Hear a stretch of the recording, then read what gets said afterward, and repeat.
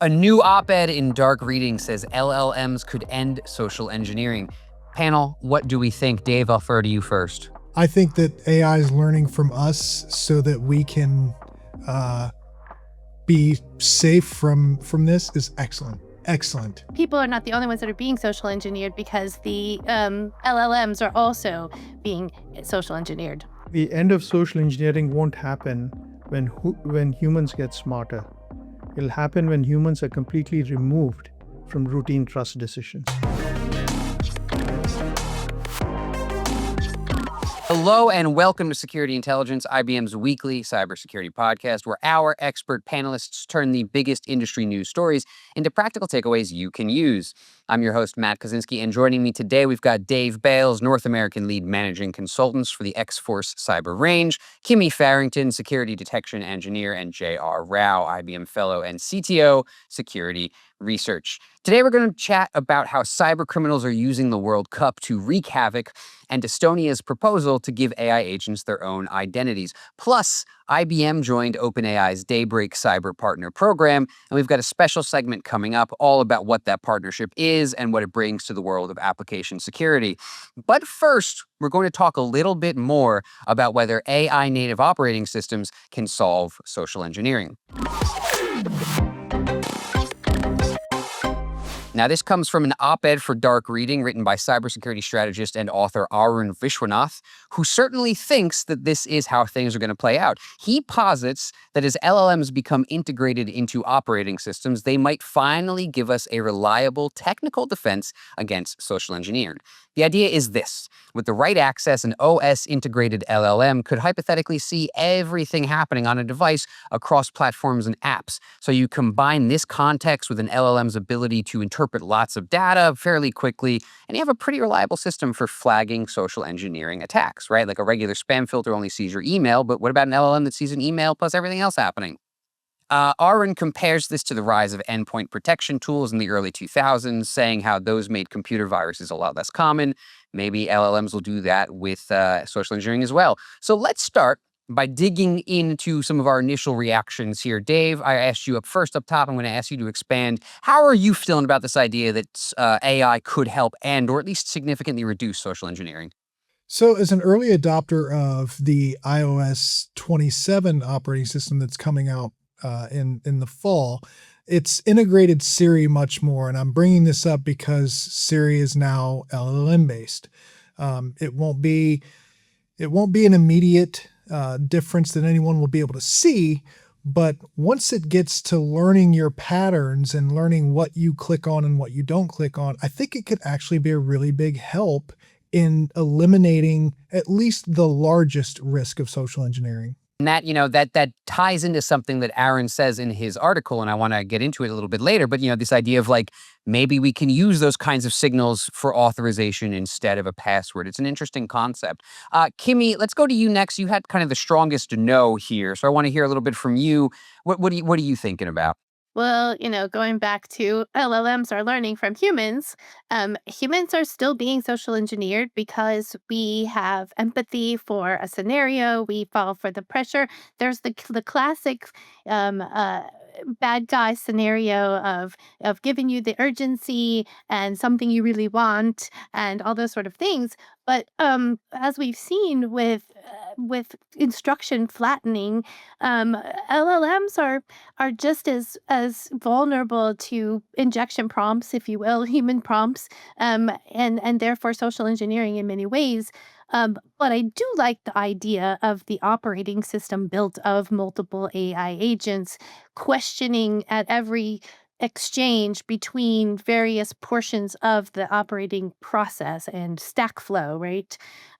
So, is it a step in the right direction? Absolutely. But they have a lot of learning to do. And, just as we've seen with automation, making all the pieces integrate and understand what the context of each thing is will be a big challenge. But, I think it's a good step. I just don't think it's going to work just yet. It's not the end of the answer. And that's fair, right? Because you gesture towards this that like this is slightly different than just having one LLM. We're talking about a whole bunch of agents doing things, and so maybe they can kind of cover for each other, but each one could also be social engineered, right? Like you said, there is like prompt injection attacks. It's sort of funny that we're talking about this particular story on this episode because like 2 weeks ago we covered, if you folks remember, people were tricking Meta's customer service agents into handing over Instagram accounts by just going on and being like, I'm the user, can you change my email? And they're like, yeah, sure, why not? So like, obviously, most of the time it's not that easy to break an LLM, but like, they can be tricked too. So there's a sort of tension there, I guess. JR, I liked that you said, we're not going to solve this until humans are removed from the kind of trust question. Expand on that for us, please. Yeah, definitely. Right. So I think we know that humans have never been very good at making decisions, and in particular, making security decisions, if I may say so. And it's really three different things, right? I mean, You're gonna call us whether it's at the out. yeah, whether it's at the coffee table, kitchen table at home, trying to make decisions, or wherever, right? But let me amplify a little bit on this, right? So humans really have three different problems. One is we are often forced to make security decisions without having enough context, right? I think you pointed this out, Matt. I mean, is this email legitimate, right? Is this website safe? Should I trust this attachment? Right? They don't have the context to make that decision. With LLMs, you have that context, right? Maybe they can actually deal with it. The second problem with humans is, and the reason why social engineering actually succeeds, is because attackers are able to exploit the cognitive overload, right? If I bombard you with hundreds of emails, dozens of chats, multiple identities, endless notifications, attackers only need one for you to make one mistake in all that, and the only way to counter that kind of automation is or those kinds of odds is to have automation, is to have AI to go against it. And the third is humans aren't very good at spotting phishing emails, right? And the future is really humans never seeing these phishing emails. So spam filters reduced spam, and the AI native operating systems could do similar things for social engineering. But having said all this, right, while I'm optimistic that the problem is going to improve and that the social engineering isn't going to be a human problem anymore, I think it's going to become an interface problem because AI is not going to completely eliminate social engineering. It's going to shift the battlefield, right? So the attackers are now going to start targeting exactly as Kimmie said, the AI assistant, the trust models, the memory systems, and the agent instructions. And maybe there, having spent decades trying to counter and cover for human frailties, we can change the game and say, okay, how do we deal with these issues that AI throws up at us? Absolutely. I like this idea of it kind of becoming an interface problem, like you said, right? It's almost like social engineering doesn't go away. It just shifts who it's targeting, right? Like instead of going for the person directly, it starts to hit their models.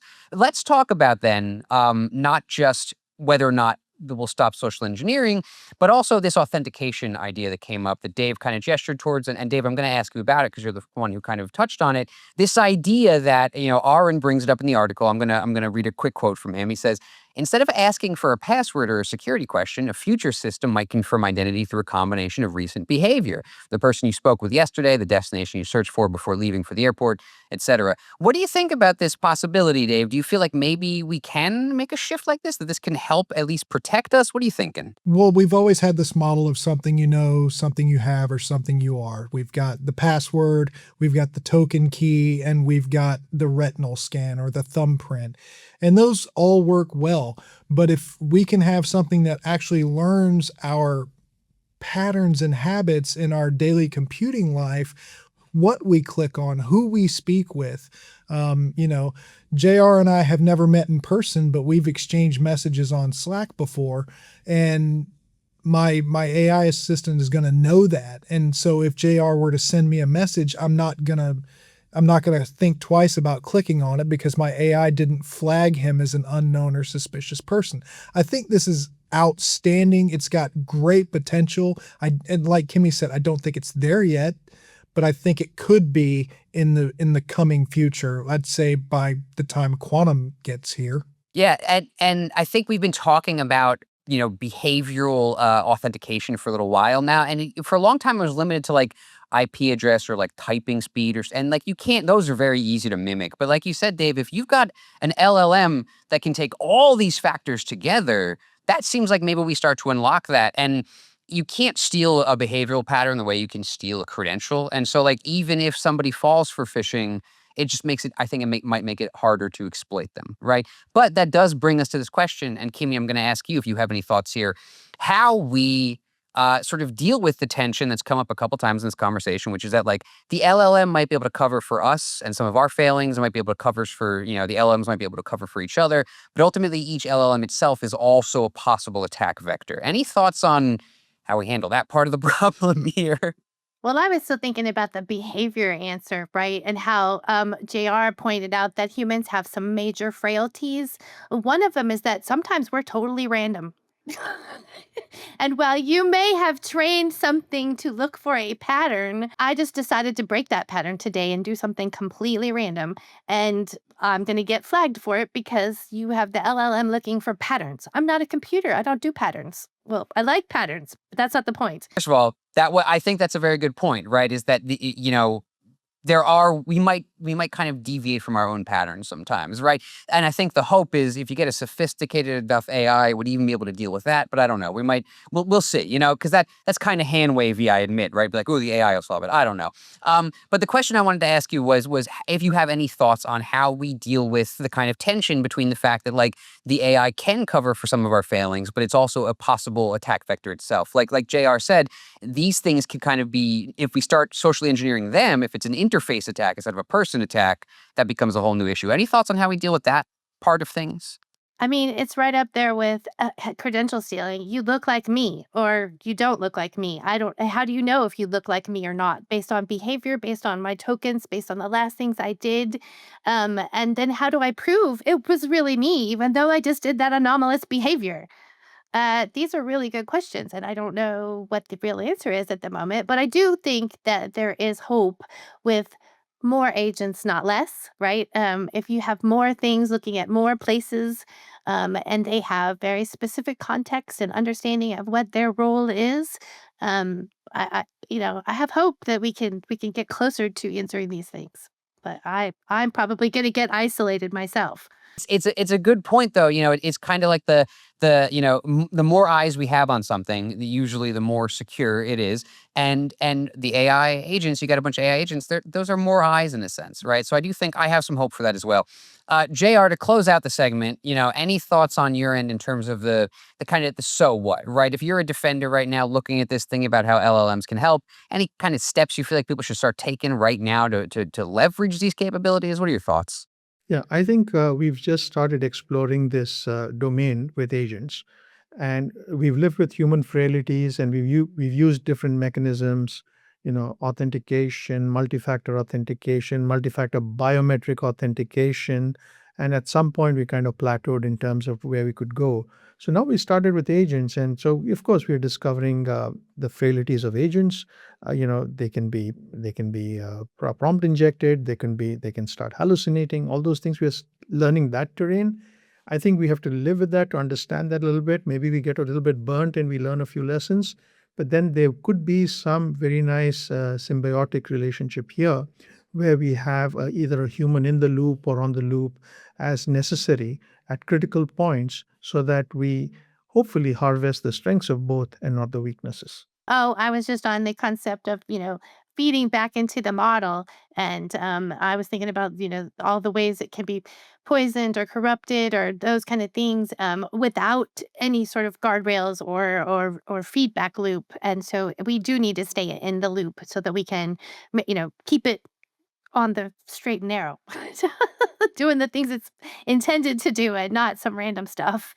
Like, It is a whole bunch of, agents compensating for us compensating for agents. It's a beautiful feedback loop, I think. But folks, I have to move us along to our next story for today. Before I do, though, just opening up to the viewers and the listeners out there. If you've got thoughts on how AI can play into defending us from social engineering, if you're using it, drop them in the YouTube comments. I do read, I do respond. But we have to move on now to story number 2 for this week. This is Operation FanTrap and the World Cup fraud ecosystem. The World Cup is here, as I'm sure you all know, and as an average American, I don't know anything about it, except that I do think it's mean to send international tourists to Philadelphia, and I'm allowed to say that because I'm from Philadelphia.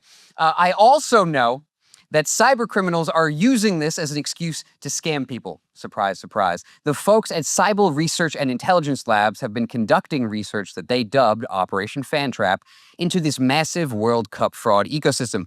They've identified nearly 4,000 malicious domains using fraudulent World Cup branding to spread malware, steal money, hijack credentials, and more. Kimmie, I want to start with you here. Are you surprised at all to see such massive scamming going on around an event this big? What are you thinking about? Again, with the hard no. I'm sorry, I'm not at all surprised. What is interesting about it is the depth and breadth of the industry that has developed around this whole thing. They're not just scamming you for your tickets; they're also scamming you at a streaming site. Is it a real streaming site? Are they going to charge you fees when you get there? Are you going to actually get to watch your show? There's all kinds of interesting things. Oh, and your credentials are being stolen even as you try to click. So I did think that the report was very interesting in that respect, but not new, not at all. Every time we have a major, whether it's a world event or just a local, international, or national event for that matter, the bad guys are quick to jump on and take advantage, right? Absolutely. And I like that you referenced the fake streaming sites, because that was interesting to me too, where it was like, the problem there isn't like, ooh, I mean, look, piracy is bad, obviously, but it wasn't even about the piracy. It was like, I'm going to fake you out. You think you're going to get a free stream, and then I actually just stole your money. Like, I think, I'm not going to say I applaud it, but it works, JR, I saw you nodding along. I want to get your thoughts here. What are you thinking about the World Cup fraud ecosystem? What's on your mind? Well, this time in this episode, you want us to give you one-liners. So here's my one-liner, right? So, see, the World Cup isn't just a global sporting event. It's a global attack surface, okay? Oh, good job. Ooh, that's a good one. That is fantastic. Every time JR comes on, he's got he spits fire like that. Go ahead, JR. I'm sorry. Nice. Yeah. So listen, I mean, let's look at what actually is happening, right? So cyber criminals really want to follow attention, and nothing concentrates attention like the World Cup, right? It only happens once every 4 years. It's one of the probably the most popular sport. Urgencies are rising, emotions are rising, transactions are going to rise. And what happens when all that happens? Vigilance drops. And that's exactly what the attackers want, right? And it's not that the fraud that they are perpetrating is very sophisticated. It's more industrialized, right?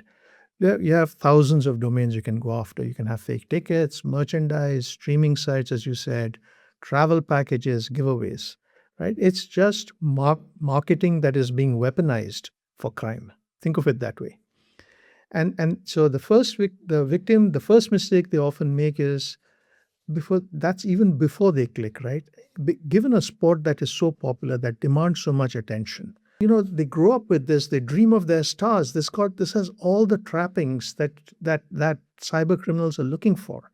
People are willing to drop their guard to get World Cup tickets, and then look at the words that go, I got a discount FIFA package for you, right? Or I can give you free streaming, right? And attackers understand this kind of search behavior better than most defenders, right? So these are the things that are happening. And, and this is the phenomena that we have to cope with when, we are dealing with a social attack surface that just mushrooms every 4 years. Yeah, I'm glad you bring in the emotional component there, because that's a scammer's best friend, isn't it? Like, when your emotions are running high, that's the best time to get you. And something like this, which is a big deal, it only comes around every 4 years. People are desperate to get tickets.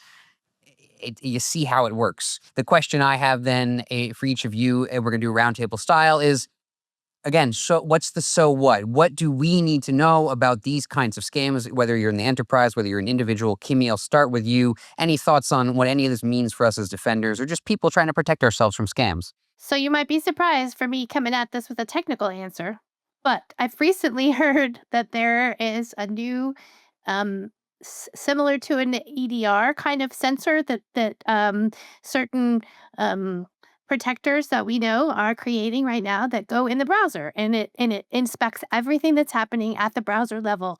So we've got the firewall already taken care of. Now we've gotten this. Now we get this layer of the browser taken care of, then all of that can be sent as telemetry into your SIM, which can be correlated with your EDR, right? And now you can act on stuff because in the EDR, a lot of times we don't see what's happening in the browser. We see it went to the browser, we see the browser was in the middle of it, but we don't see what happened there. So, users are going to be frail. We had that discussion, and it's true, and it's always going to be true. But automation and agents are very strong. They have rules and they follow those rules and they don't care about emotions. But if you can look in the browser and you can see what's happening in the browser, you can see that JavaScript that's trying to, take your credentials. You can see those other suspicious call homes that are happening suddenly when you hit that website. What's all that about? You can see those happening, and then you can act on them that much faster. So maybe that's an answer? I like that you went in a technical direction there, because I do think a lot of times when we talk social engineering, and this is becoming a theme in this episode, I knew it would be, but a lot of times when we talk social engineering, the answer is like more education. And it's like, how much education can you possibly do, right? Like, education is good, don't get me wrong, but like, you can't educate away the entire threat. So if there's also these technical controls, that helps. Again, it goes back to what JR said at the top, which is that, like, if you can take people out of the trust question as much as you can, you make it, harder for these attacks to succeed.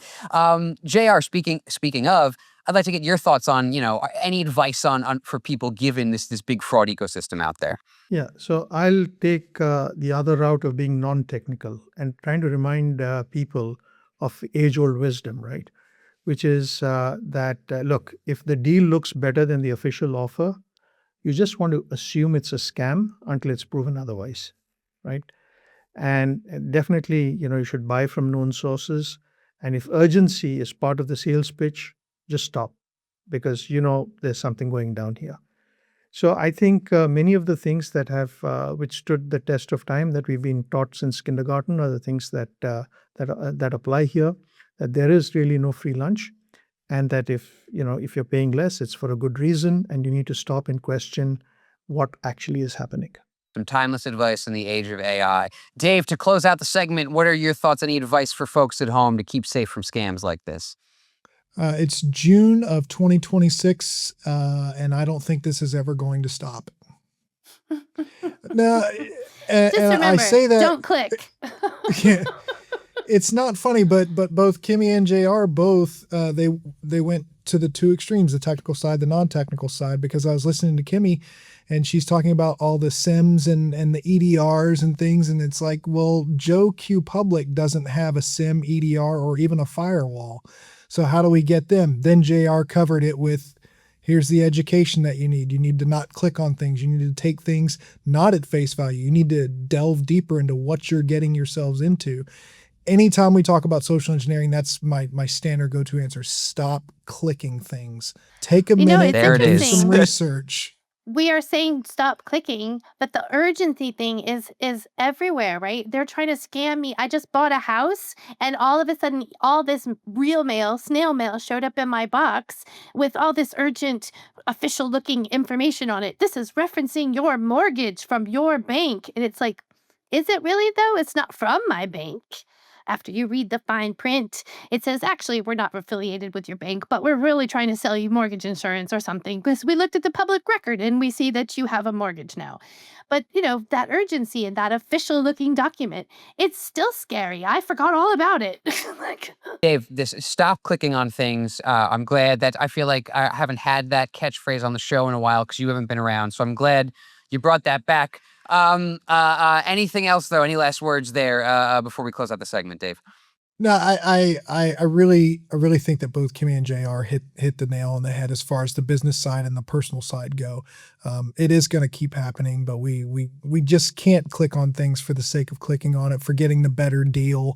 I would love to go to the World Cup. I'm not even a football fan, but I would love to go, but I'm not going to take the chance that for a ticket that I know goes for $1,000 to $5,000 just for the nosebleeds to take a chance on getting one for $500, it's not worth it to me. That $500 savings I know isn't going to come back to me, and I'm going to lose way more than that $500 that I was going to lose in the beginning to set this all off.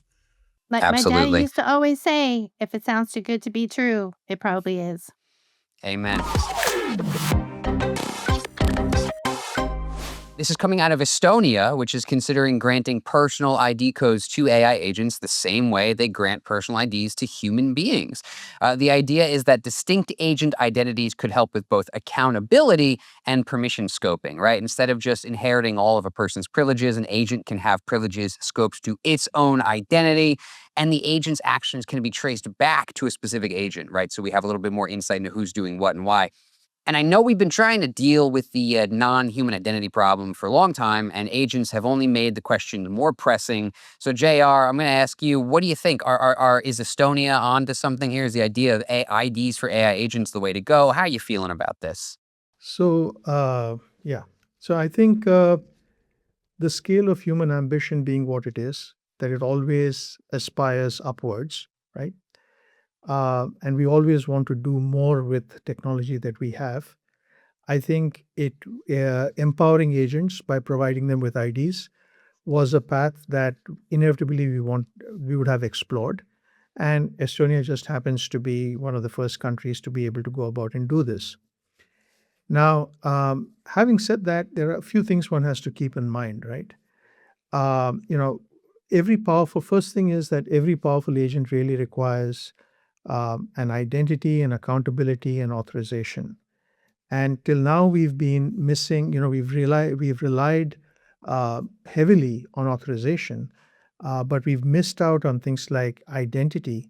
And identity is really key for accountability and traceability, right? And so if we have any hope of taking AI into the enterprise with all the compliance regimes we have to make sure that that agentic actions are compliant. In other words, they're accountable and traceable. The second thing that we are talking about is we're going to be stretching the limits of identity and access management systems. Today, enterprises have typically 50,000 employees, 100,000 employees. If you listen to Jensen Huang in his GTC keynotes, he's expecting to have 5 million agents in NVIDIA. And that scale is going to break all the architectures that we have, the identity and access management architectures, I mean. And so we have to figure out a way of how to manage these identities. And then the third thing is, what is an agentic identity? It may not be just the identity that you and I are thinking about, that is a user ID password or a passkey. I mean, agent identity is based on some of what we talked about in the first segment, could include things like provenance, the owner, the purpose, the reputation, permissions. And so just an agent name or a username may not be enough. So I think it's an important avenue to explore. I think Estonia is taking a bold step. But one thing keep in mind, an authenticated malicious agent can be far more damaging than an unauthenticated one. And I leave you with that thought. I think it's a really good point. I quote this all the time on the show because I love it. But as Dave McGinnis has said, AI agents are the most helpful insider threats we've ever had, right? And I feel like it really gets to that point. And I also like that you point out, JR, that like part of the reason this has been such a difficult thing is that like an AI agent's identity is not exactly the same thing as a person's identity, right? So like we can't just apply human-focused IAM practices to the agents. We have to figure out what they actually look like. Dave, I'd love to get your take on this, and specifically also if you have any concerns about how giving AI agents identities might open up new attack vectors. Are there things we should be worried about here, or how are you feeling? Well, yes, and actually that was going to be my point, so I'm glad you asked the question. So Estonia is onto something with providing IDs to these AI agents. There's no doubt about that. But what is preventing those AI agents from becoming compromised themselves? We have guardrails on LLMs now that are circumvented all the time. So we're going to give an AI agent an identity, whether it be a username, password, a passkey, or whatever whatever it looks like. Where does it stop an attacker from getting into your network? How is this any safer than having a human in the loop? I don't know what the answer to that is. That's the part when I was reading this article that I just kept thinking to myself, they're going to give an ID to an agent, and what's going to stop it from becoming attacked and becoming compromised? There's nothing. And it's going to fall into the same traps that humans do, maybe a little less clicking. Way to bring But it they're back to still gonna be social vulnerable. engineering, Dave. Nice. I didn't mean to go that direction. It just went that way. Good job. No, seriously. No, I think it's good that you did. I mean, there is a kind of whole cohesive thread throughout all of this episode, you know what I mean? Which is this question of like, as we, you know, first of all, the social engineering question, but also like as the agents come in, as they're in our OSs, they're in our enterprises, they're clicking on things for us, they're shopping for us. How do we deal with it? Like, how do we manage the risks to them too? And Dave, I had the exact same question reading it, which was like, you know, yes, we need agent identities to track these things. It'll help scope their permissions, but like, that's still an identity that can be stolen the same way like a human identity can be stolen, right? Like JR said, like an authenticated malicious agent is like the most dangerous thing you can have. And so like, you know, I'll pose the unenviable question to you then, Kimmie, which is like, how do we stop that from happening? Do you have any thoughts on guardrails and what we can do to protect agents? Not Absolutely exactly, not. no. I'm afraid that this is the episode of no for me. I told you it was an unenviable question. Go ahead though. But at the same time, like on the topic and in general, the first thing I thought when I read the article was, wow, as JR pointed out, scalability seems like a real challenge here. And what does an agent look like? It's in some cases they're very ephemeral, right? It's just something you use for a half an hour and it's gone. What kind of an identity does it get, right? Or maybe it's something you created for millennia and it's going to be the core of your LLM for the rest of its existence. I don't know.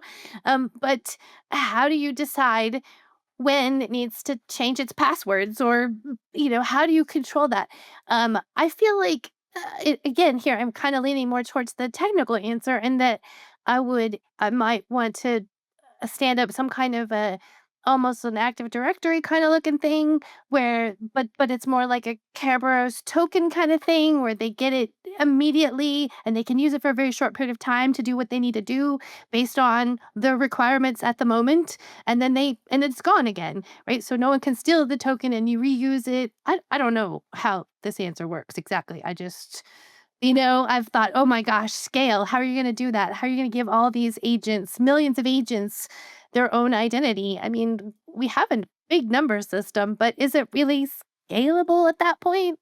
All right, thank you, JR and Kimmie and Dave, for joining us today. We are going to move on to the final segment of the show here with Jayesh Kamat, offering leader application security, to talk about IBM's new partnership with OpenAI as part of the Daybreak Cyber Partner Program.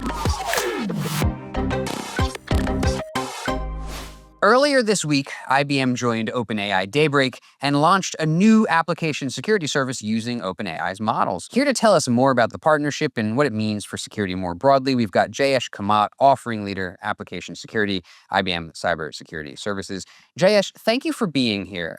To start off, can you just tell us about the partnership? What are IBM and OpenAI up to? Thank you so much for having me. Yes, and great question. So, we and OpenAI, so IBM and OpenAI, agreed to jointly go together to clients to help secure their application estate, especially from the latest frontier AI threats, by jointly kind of working together to look at their code, to identify vulnerabilities, and to also help them secure those vulnerabilities, as a next step. So that's basically what we agreed to. Yeah.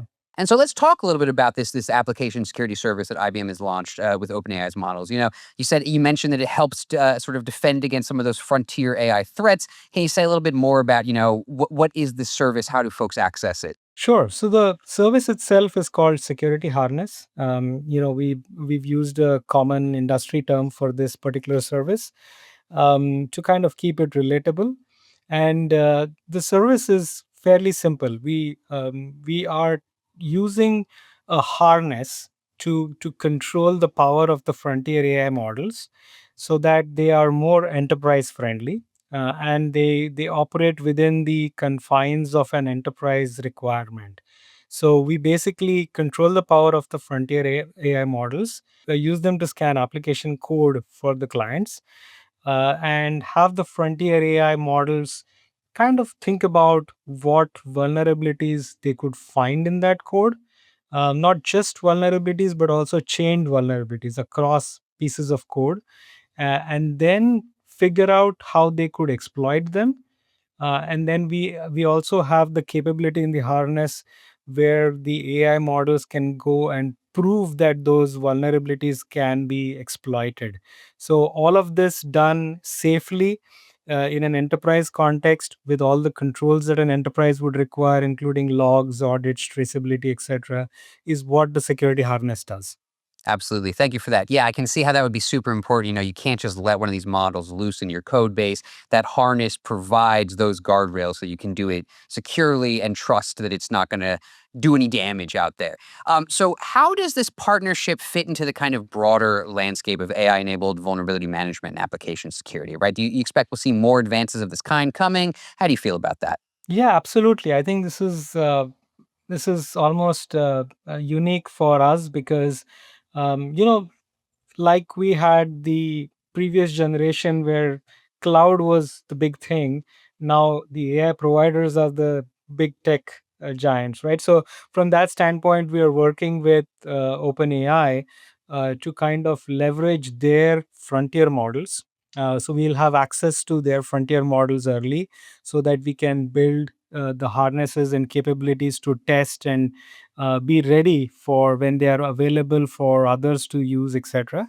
And then by the time they are available for the clients, we would have our harness capable to use them in a secure manner to work with our clients. So it's kind of giving us early access, working with them jointly, co-creation, go to market, alpha clients, all of that nice things to have. Yeah. Absolutely. And so, yeah, you're playing, IBM gets to play a key role in making sure that these models can be used. They're ready to hit the ground running safely in a kind of enterprise context. Any last thoughts or takeaways about the partnership? Anything else you want folks to know about what we're doing in this endeavor? I think this is an amazing opportunity. It's one of the first things that I've seen in a long time. I've been in this industry for a very, very long time, and the ability for an AI model to do work that a security researcher would have traditionally done is a huge leap, and this gives us tremendous power where we can actually look at all the code that has so far escaped our view and visibility because we've not been able to scale and be able to handle and scan all that code now can be protected. So it's like all the stuff that we've never done in the past we can do going forward, and this partnership allows us to bring best of both worlds, our harness, our approach, our consulting skills, and the model's power intelligence that is increasing on a day-to-day basis, coming together to solve an application security problem that has plagued us for a long time. So I think it's an amazing capability and thing to happen. So I'm very excited. I'm very excited too now, and I can't wait till folks can get their hands on this. Jayesh, thank you again for coming on to tell us about it, and everybody can look forward to this new harness. Okay, that does it for today's episode. Thank you to our panelists, JR and Kimmie and Dave. Thank you to Jayesh. Thank you to the viewers and the listeners. Thank you to our producers. Subscribe to Security Intelligence wherever podcasts are found so that you never miss an episode. Stay safe out there, and remember, AI can help solve a lot of our problems, but it's not going to solve all of them. You're still on the hook.